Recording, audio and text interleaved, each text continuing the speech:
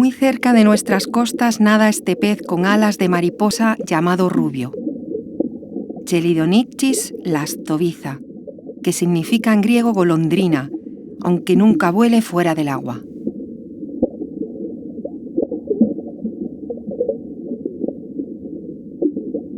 Tiene además el rubio unos radios delanteros que parecen patas, con los que camina, y busca a la vez el alimento, ya que están dotados de órganos olfativos y sensoriales.